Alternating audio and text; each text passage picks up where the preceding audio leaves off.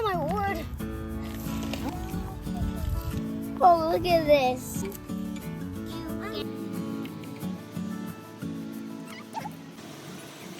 Welcome to Whistle Pig Homestead.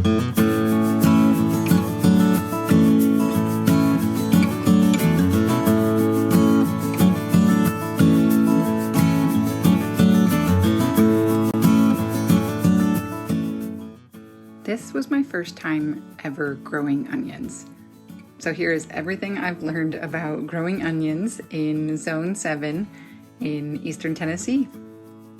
We planted 7 varieties of onions in early March, and we planted not seeds, but instead planted onion sets.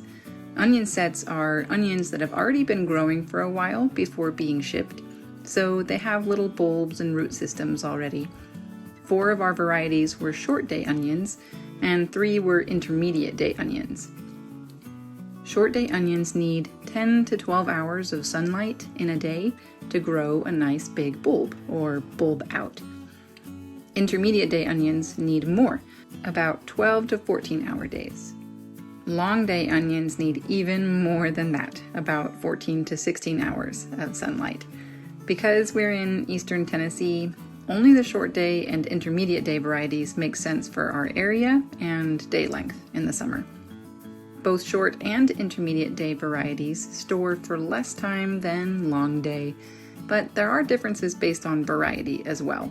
The sweeter the onion, usually the less time it will keep in storage. Makes sense. Our intermediate day varieties were Red Candy Apple, Candy, and Superstar. Our short day varieties were Red Creole, 1015 Texas Super Sweet, Texas Early White, and Texas Legend. One way to tell when onions are ready to harvest is looking for floppy tops with some yellowing or browning on the leaves. Usually for short day onions in our area, this is May and June, and for intermediate day onions, June and early July. We harvested our onions with the whole family, and most of them were easy for little hands to help pull out. To avoid damaging the outer layers, we used a trowel to lift the onion up from underneath. I do not recommend banging onions together because bruising can lead to faster rotting, but they do look like little wrecking balls, and I understand the temptation.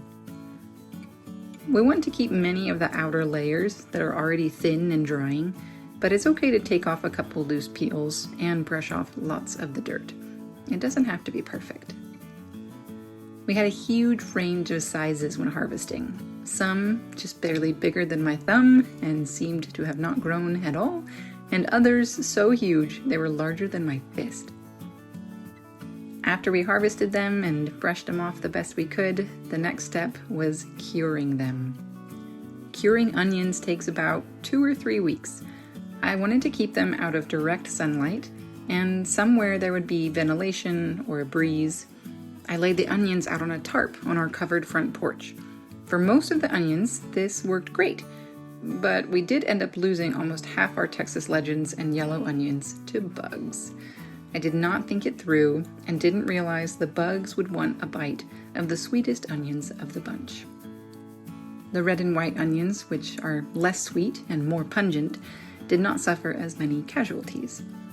The second batch of onions we harvested, I hung up in the garage to keep them off the ground, and we'll see later how that works out. After the onions' outer layers had dried up, we made plans to string them up and store them based on variety. First, they needed to pass inspection. For the onions to store well, they should not have any outer damage or blemishes or bruises. The 2 main things I encountered were bug damage, or sometimes bug infestation, and bacterial rot. Bacterial rot is usually slimy. Sometimes you can see it on the outside, and sometimes it's hiding in the inside. When I found a slimy spot on the outside, I put the onion aside and made a pile of onions to either use up or preserve in the next week or so. Sometimes I couldn't see a slimy spot on the outside, but when I picked up the leaves, they were slippery or felt wet and pulled out easily, so I added those to my pile to use up in case they had bacterial rot in the inside layers. The bacterial rot was sometimes hiding under a drier outer layer, so I did peel bits of the outer skins back while I was hunting for rot and inspecting the onions. Anything with a soft, squishy spot went into my pile to use up soon. Once I had all my good onions, they got a nice little haircut. I trimmed the leaves about 4 to 6 inches above the bulk to get them ready for stringing up. Originally, I had wanted to braid them, but the greens turned brown and more brittle before I had the chance to try braiding, so I thought I'd try stringing them up. To string up the onions, I started with a piece of strong cotton string, about 3 or 4 feet long. I tied a knot to make a large loop, and then formed a small slip loop at the bottom. I wrapped this small loop around the neck of the largest onion. The next largest onion goes in after that.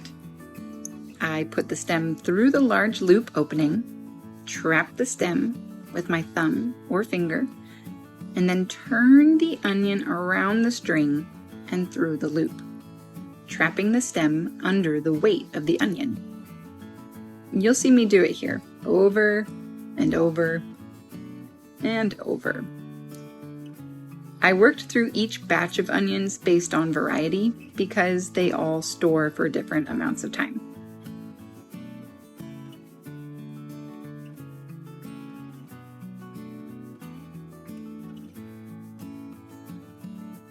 Here's a different perspective.